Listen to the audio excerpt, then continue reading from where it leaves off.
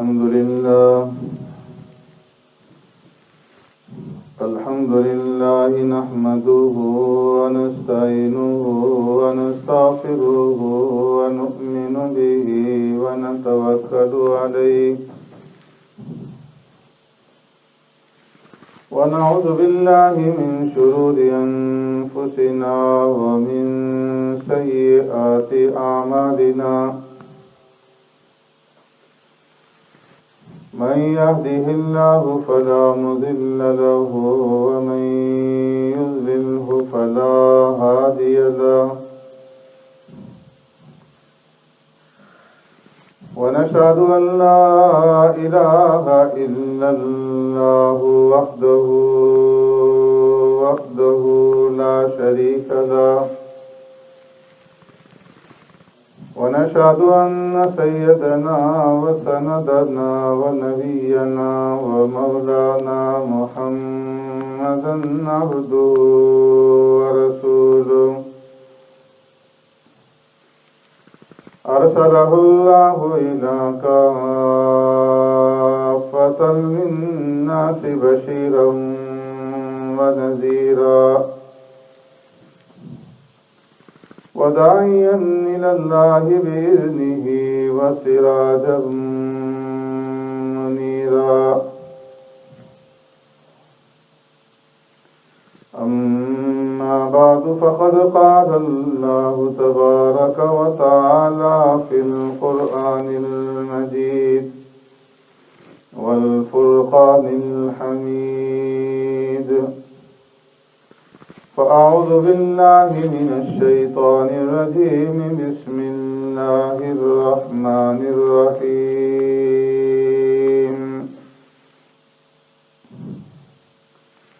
ولا تجعلوا الله عرضة لأيمانكم أن تبروا وتتقوا وتصلحوا بين الناس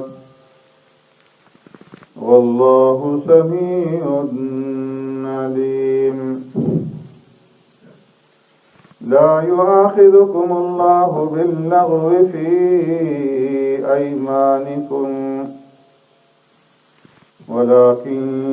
يؤاخذكم بما كسبت قلوبكم والله غفور حليم صدق الله مولانا العظيم يا رب صل وسلم دائما أبدا على حبيبك خير الخلق كلهم والحبيب الذي ترجى شفاعته لكل هول من الأهوال مقتحم ولا تجعلوا الله عرضة لأيمانكم اور مت بناؤ اللہ تبارک و تعالیٰ کے پاک ناموں کو تم آڑ اپنی قسموں کا ان تبروا وتتقوا وتصلحوا بین الناس یہ کہ تم نیکی نہیں کرو گے اور تقوی اختیار نہیں کرو گے اور لوگوں کے درمیان میں صلح نہیں کرو گے واللہ سمیع علیم اور اللہ تبارک و تعالی سننے والا جاننے والا ہے لا يؤاخذكم الله باللغو في أيمانكم نہیں مواخذہ کرے گا اللہ تبارک و تعالی تمہاری بیہودہ قسموں میں وَلَكِنْ يُؤَاخِذُكُمْ بِمَا كَسَبَتْ قُلُوبُكُمْ لیکن وہ پکڑے گا تمہیں مواخذہ فرمائے گا تمہارا ان قسموں میں جو تم اپنے دل کے قصد و ارادے سے کرو واللہ غفور حلیم اور اللہ تبارک و تعالی بخشنے والا بردبار ہے۔ آمنت باللہ و بآیاتی۔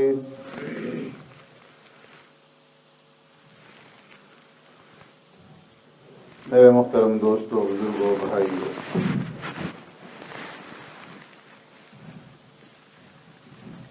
اللہ تبارک و تعالی نے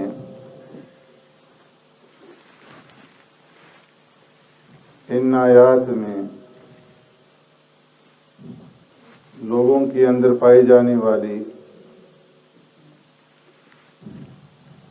ایک بری عادت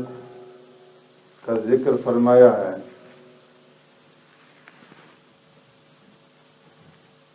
کہ لوگ اللہ تبارک و تعالیٰ کی نام کی قسمیں اٹھا کر نیک کاموں کے کرنے سے اپنے آپ کو بچاتے ہیں، بھلائی اور خیر کے کاموں سے اپنے آپ کو بچاتے ہیں۔ تو اللہ تبارک و تعالیٰ نے اس بری عادت کے اوپر یہاں پر مذمت فرمائی اور فرمایا کہ وَلَا تَجْعَلُوا اللَّهَ عُرْضَةً لِأَيْمَانِكُمْ، کہ تم اللہ تبارک و تعالیٰ کے مقدس نام کو اپنی قسموں کے لیے آڑ مت بناؤ۔ قرآن اور حدیث کے مطالعے سے یہ بات معلوم ہوتی ہے کہ قسمیں اٹھانا بات بات کے اوپر یہ پسندیدہ نہیں ہے۔ انسان قسموں سے اپنے آپ کو بچائے جہاں تک ہو سکتا ہے، لیکن اگر انسان حق پر ہو اور اسے قسم اٹھانی لازمی پڑ جائے تو ایسی صورت میں فرمایا کہ وہ صرف اللہ کے ذاتی نام کی یا اللہ کے صفاتی ناموں میں سے کسی نام کی قسم اٹھائے، اللہ کے سوا کسی غیر اللہ کے نام کی قسم نہ اٹھائے، نہ زمین کی، نہ آسمان کی، نہ چاند سورج ستاروں کی، نہ کسی نبی کی، نہ کسی ولی کی، نہ کسی غوث کی، نہ ماں باپ کی، نہ کسی اور مخلوق۔ اس لیے کہ جو آدمی غیر اللہ کی قسم اٹھاتا ہے تو فرمایا کہ فقد اشرکا،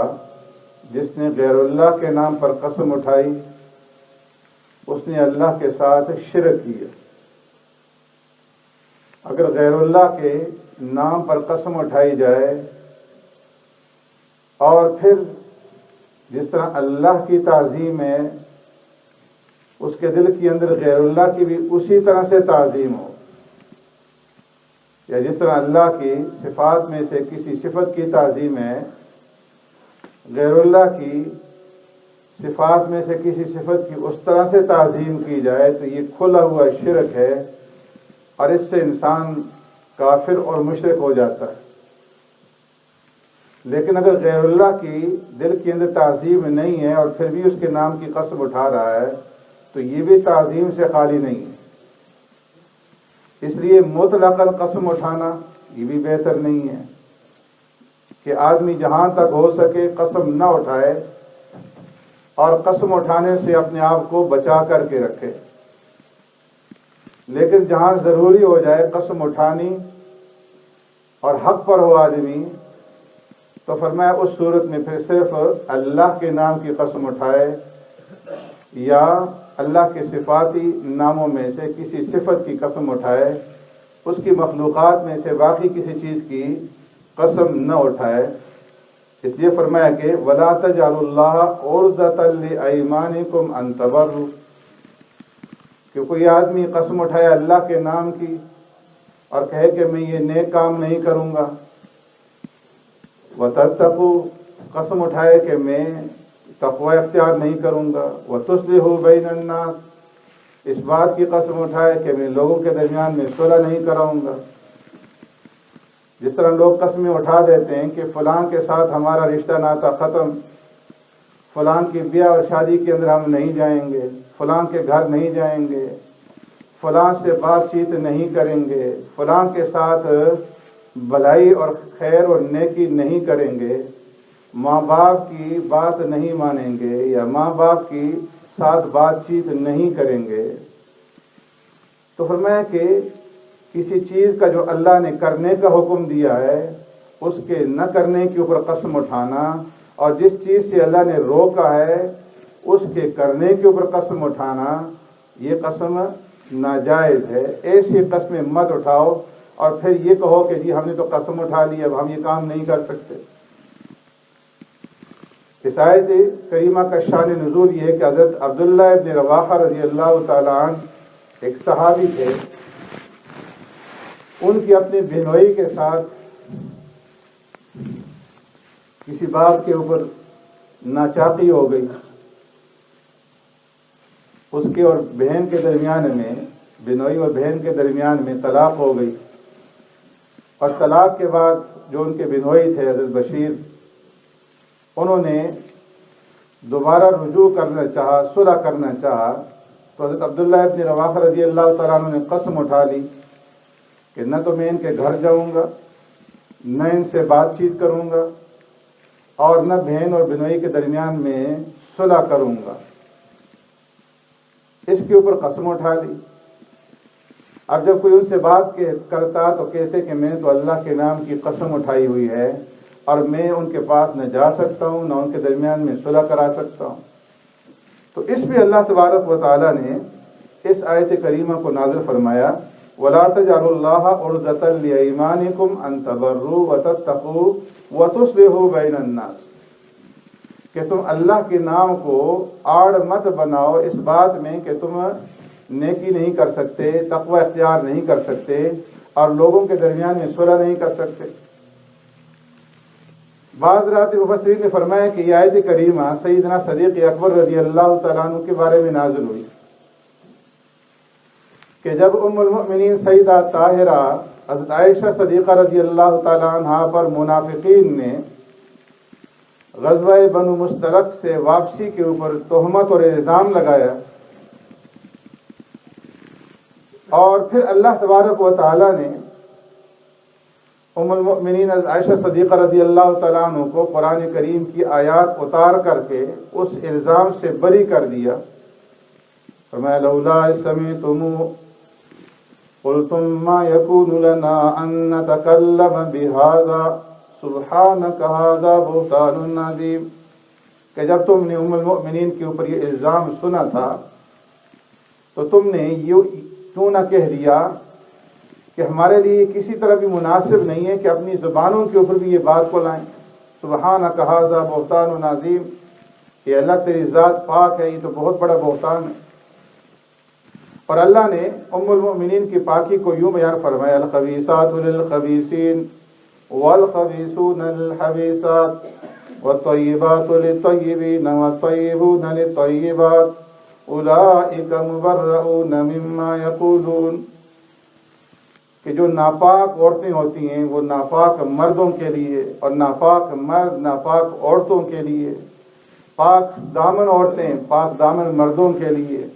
اور پاک دامن مرد پاک دامن عورتوں کے لیے ہوتے ہیں۔ اولئک مبرؤون مما یقولون، یہ منافقین جو کچھ کہہ رہے ہیں ام المؤمنین اور حضرت صفوان ابن معطل رضی اللہ تعالیٰ عنہ اس سے بری ہیں۔ تو اللہ نے دونوں کی برات کو بیان فرما دیا۔ تو سیدنا صدیق اکبر رضی اللہ تعالیٰ عنہ کے بھانجے تھے حضرت مصطح رضی اللہ تعالیٰ عنہ جو غریب تھے، اور صدیق اکبر رضی اللہ تعالیٰ عنہ ان کے ساتھ مالی تعاون کیا کرتے تھے، ان کے اخراجات برداشت کرتے تھے۔ جب منافقین نے ام المؤمنین پر الزام لگایا تو حضرت مصطح بھی اس میں شریک ہو گئے اس الزام بازی کے اندر، اور جب اللہ نے ام المؤمنین کی برات کو نازل فرمایا تو سیدنا صدیق اکبر رضی اللہ تعالیٰ عنہ نے یہ قسم اٹھا لی کہ واللہ اس کے بعد میں مصطح کے اوپر کسی طرح کا خرچ نہیں کروں گا اور کسی طرح کے اس کے ساتھ مالی تعاون نہیں کروں گا، اس لیے کہ یہ بھی اس الزام بازی کے اندر شریک رہا۔ تو اس لیے اللہ تبارک و تعالیٰ نے اس آیت کریمہ کو اتارا اور سورہ نور کی آیت کریمہ کو فرمایا وَلَا يَأْتَلِ أُولُو الْفَضْلِ مِنْكُمْ وَالسَّعَةِ أَنْ يُؤْتُوا أُولِي الْقُرْبَى وَالْمَسَاكِينَ وَالْمُهَاجِرِينَ فِي سَبِيلِ اللَّهِ وَلْيَعْفُوا وَلْيَصْفَحُوا أَلَا تُحِبُّونَ أَنْ يَغْفِرَ اللَّهُ لَكُمْ وَاللَّهُ غَفُورٌ رَحِيمٌ، کہ جو تم میں سے صاحب وسعت لوگ ہیں اور مالدار لوگ ہیں، جو حیثیت رکھتے ہیں دوسروں کے اوپر خرچ کرنے کی، ان یؤتوا اولی القربى، وہ اس بات کی قسم نہ اٹھائیں کہ وہ اپنے رشتہ داروں کو نہیں دیں گے، رشتہ داروں کے اوپر خرچ نہیں کریں گے، والمساکین، جو مسکین ہیں فقیر ہیں ان کے اوپر خرچ نہیں کریں گے، والمہاجرین فی سبیل اللہ، اور اللہ کے راستے میں ہجرت کرنے والوں کے اوپر خرچ نہیں کریں گے۔ کہ حضرت مصطح کے اوپر یہ تینوں صفات پائی جاتی ہیں کہ مسکین بھی ہیں، رشتہ دار بھی ہیں، اللہ کے راستے میں ہجرت بھی کی ہے۔ بلکہ فرمایا وَلْيَعْفُوا وَلْيَصْفَحُوا، انہیں چاہیے کہ معاف کر دیں اور درگزر سے کام لیں۔ اگر کسی سے غلطی ہو گئی ہے، کوتاہی ہو گئی ہے، تو اس سے قطع تعلق ہی نہ کریں بلکہ معاف کر دیں، وَلْيَصْفَحُوا، اور درگزر سے کام لیں۔ کیا تم نہیں چاہتے ان یغفر اللہ لکم، کہ اللہ تمہیں معاف کرے، اللہ تم سے درگزر سے کام لے؟ جب تم اپنے لیے یہ چاہتے ہو کہ اللہ ہمارے قصور کو معاف کر دے، ہماری غلطی کو معاف کر دے، ہمارے جرم اور گناہ کو معاف کر دے، اللہ سے معافی کے طلبگار ہو، اور کوئی دوسرا جرم کرے اور تم اس کو معاف کرنے کے لیے تیار نہ ہو، تو فرمایا یہ بات ٹھیک نہیں ہے۔ جس طرح تم اپنے لیے چاہتے ہو کہ اللہ تمہیں معاف کرے، اسی طرح کسی دوسرے سے قصور ہو جائے تو تم اسے معاف کرو۔ اللہ غفور الرحیم، جس آدمی سے کوئی غلطی ہوئی اللہ سے معافی مانگے گا تو اللہ تبارک و تعالی معاف فرمانے والے مہربان ہیں۔